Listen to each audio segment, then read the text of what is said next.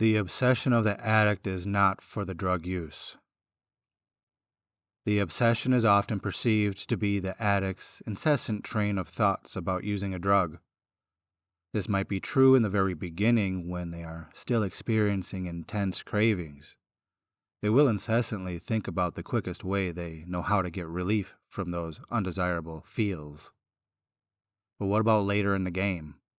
What about when the withdrawals have been gone for weeks and months, and when the intense cravings subside? Let's say an addict has quit and even applied the craving stomper technique of satisfying Scaredy Cat's basic survival essentials described earlier. Is that enough? No. All that did was remove 2 bullets from the gun. I stumbled upon this insight on complete accident, but I think it hits a home run. So let me tell you a little story to set this up. I use alcohol in this story, but of course you can supplement any drug for the concept. I was talking with a client one day and we had about an hour to kill. Once you get past the conversational pleasantries, generally life stressors start to hop in, and she knew I knew a lot about this kind of stuff. She said her son had a bad drinking problem and she was curious if I had any info that could help. I asked her what it was she wanted to know. She asked what everyone else asks. Why can't he just stop? Now, normally I would try to cram the breakdown of all I have already gone over with you into a tiny span of time, but that always proves difficult for most to download and apply. Or I would bring to light one of their own vices, too much work, shopping, phone, chocolate, or whatever, and ask them why they can't stop. But that route is always met with the same resistance. But it's different, they say. Sure it is. No, this time I tried a different approach. I asked her, "Do you drink sometimes?" Her response was the usual, on occasion, socially. And that's when the Great Spirit started speaking through me, aka I went on a long-ass rant which sounded something like this. How would you feel about not drinking for 1 year? Only 1 year of your life. For whatever reason, just for argument's sake, like if you were on some sort of life-saving medication that didn't allow any alcohol consumption. How would you feel about 1 entire year of sobriety? Before you answer, think long and hard about it, because I can guarantee your son surely has. No drinking on your birthday. No sneaking a sip when the ball drops on New Year's, Christmas parties, 4th of July, St. Patrick's Day, Cinco de Mayo. All these holidays you're dry. If you're nervous on a first date, you're gonna be sober the entire date, even if it looks like the date could end well in your bedroom. Each and every graduation party, dinners with people you don't tolerate well, christening a newly purchased home, bachelorette parties, sporting events, and wedding receptions. Even if your own wedding falls in this year, you gotta raise your glass of juice or soda when everyone cheerfully toasts. Let's see. What else? Yearly vacations, trips to the cabin, or going on a cruise that you worked so hard for. You're on the water diet the whole time. When the proverbial feces hits the fan and splatters all over your life, a close relative passes away, you get laid off, had a horrible work week, ugly divorce, fender bender, a fight with your best friend, anything that happens, you need to deal with it naturally. No quick relief from a cocktail. I know you don't have a drinking problem. You can control it. You don't drink too much, and you could easily pass up the party favors in any of the scenarios I just listed. I know you can do it, but how would you feel about it if you couldn't use alcohol for 1 year straight? No cheat days, not one drink. Her response was, since you put it that way, it would absolutely suck. I was on a roll, getting to a point I didn't know existed yet. So I continued. Do you think there might be any auxiliary repercussions? Do you think your friends and family or coworkers might start treating you a little different? Do you think you might eventually be invited to a few less shindigs? Might you feel left out?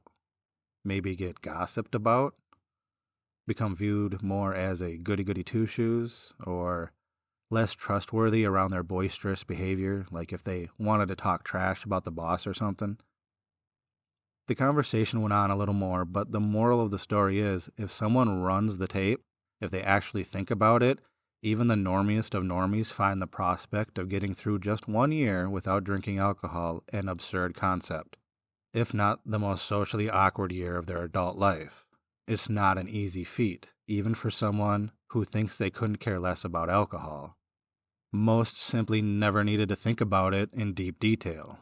Most never needed to fast forward through the movie of an entire year's worth of scenarios to see how many instances this drug is tooled for. And why would they? It's never been a problem. Until it is. It's always been an option. Whether they want it or not, the option is still there. It's funny how unaware we can be of something until it's taken away. Now, I have spoken with a few normies who had experienced this peculiar sort of absence. Yes, I said absence. And what they had found was surprising. To the masses, drinking is a completely normal, acceptable, and expected behavior. It's expected. Even the people who are not an alcoholic or don't even like to drink feel the pressure to do so, sometimes nursing an alcoholic beverage for hours at a party simply for the look. It's a common thread woven through almost every aspect of the social fabric. So much so, its omnipresence is taken for granted, like oxygen. Almost everyone, alcoholic or not, and you can put addict in there too, learned from a young age that one of the best ways to adjust their inner world to interface better with their social environment is to add a magical potion to the mix, to have more fun, relax, elevate or alleviate emotions, mourn, deal with stress or pain, celebrate, and all the other things we observed older people using it for throughout our development.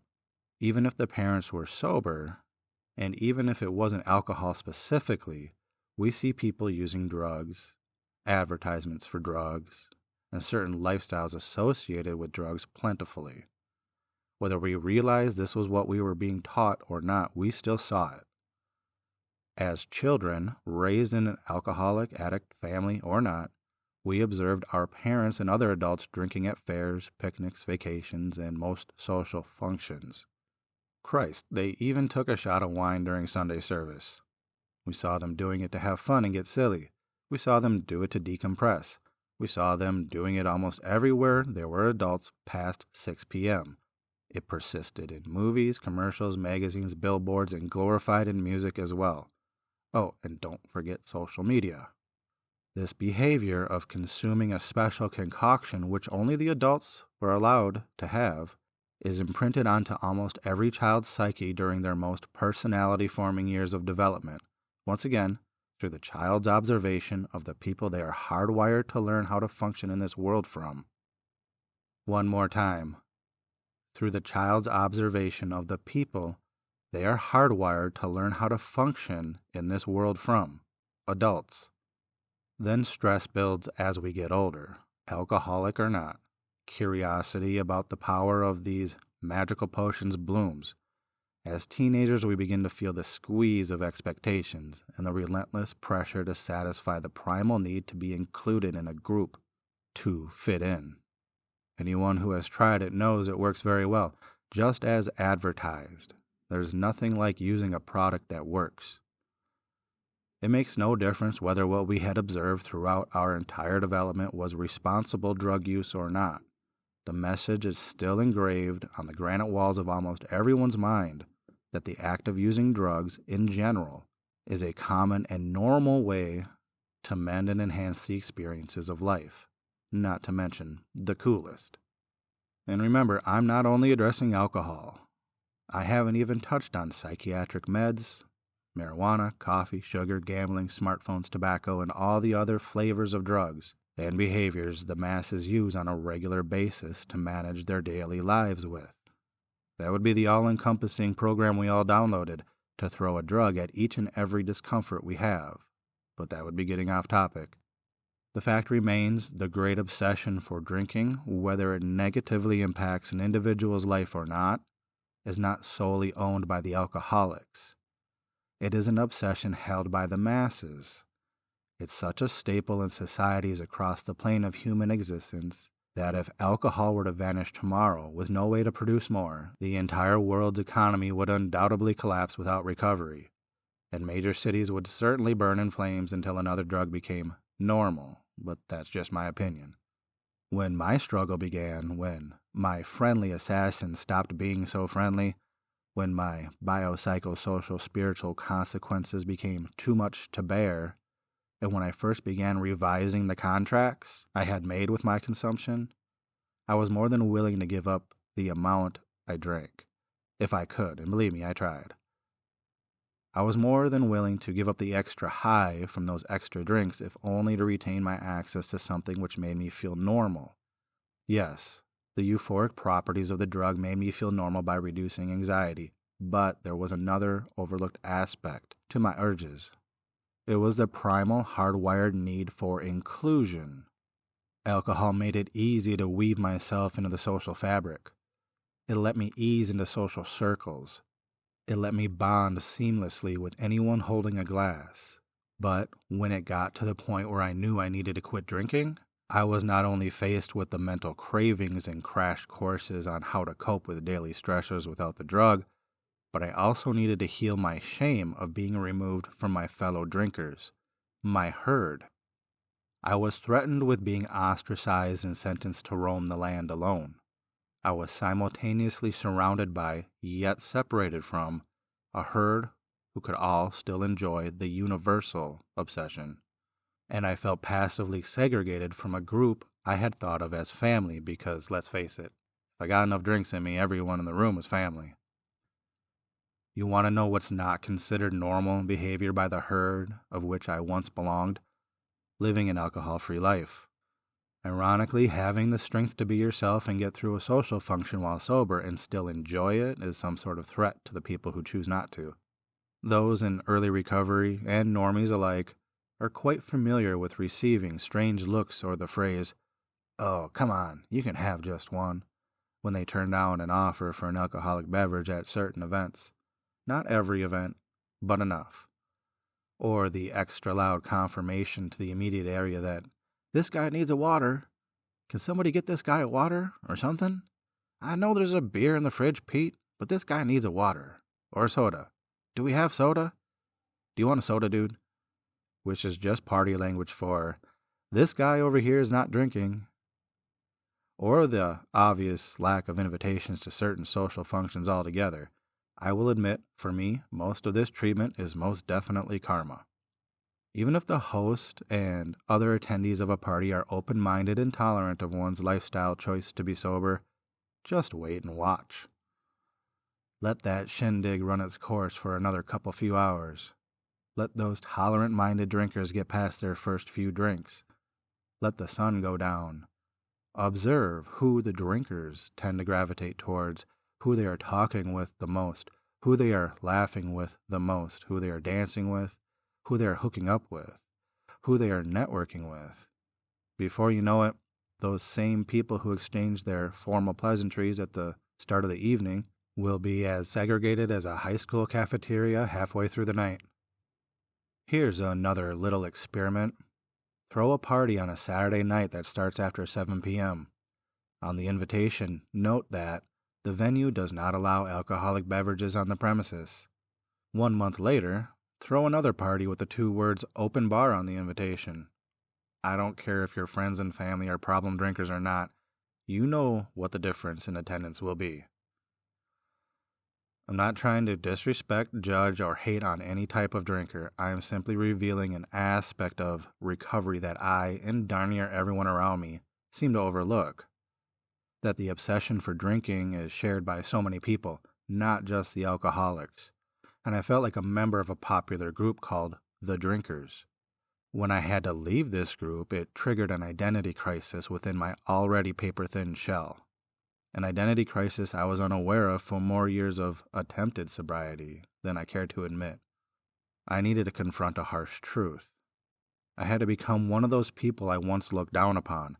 I had to become one of those people I viewed as weak, broken, and cursed. I had a choice to become one of those people I had dismayed for over a decade or die trying to hold on to my old ideals with a cast iron grip, which had rusted and seized shut.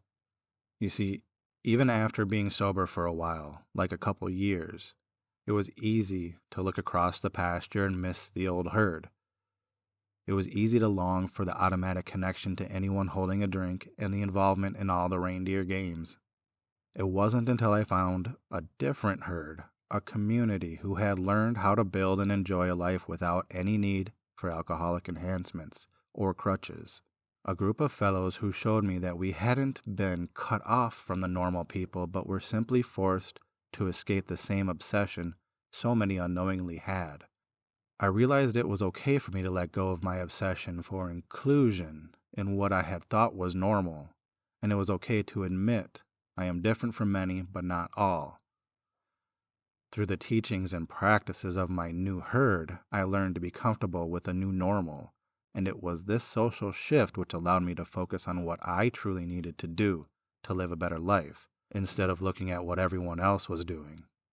The true obsession of the alcoholic is not for the high of the drug. The role of obsession in the addict is to satisfy a social need that's ingrained in the hearts of absolutely everybody, to stay with the herd they are most familiar with, identify with, and to not be any more alone than they already feel in this world. Since there is no cure, there is no way for an addict to dance with the desired effect and not get fucked by it later. Everyone sees the alcoholic relapsing in their attempts to regain something they had lost. But even the alcoholic does not realize what they're truly obsessing over. They think the drug has some sort of magical power over them because they're looking at the wrong thing. It's not the drug they want back, it's the familiarity of the types of people, places, and things, rituals, etc. Because even hell gets comfortable if you've been there long enough. The sad truth is, if nobody around the alcoholic drank, and you can flip the words around for the addict, if it weren't constantly in their face, if what they saw in the world was only non-alcoholic consumption, it wouldn't bother the alcoholic one bit to stay sober after they had decided to quit and stomped out the cravings, because if this were the case, the person drinking alcohol would be the outcast. Here's the thing. Until this notion is realized, that the addict's obsession was normalized to them by everyone around them, the addict will continue to step into the boxing ring with their drug of choice, round after round, trying to defeat their trait, an 800-pound gorilla, thinking the whole time they can find a way to control it. The alcoholic just wants to control it so they can continue doing it like everyone else and be accepted back in the herd.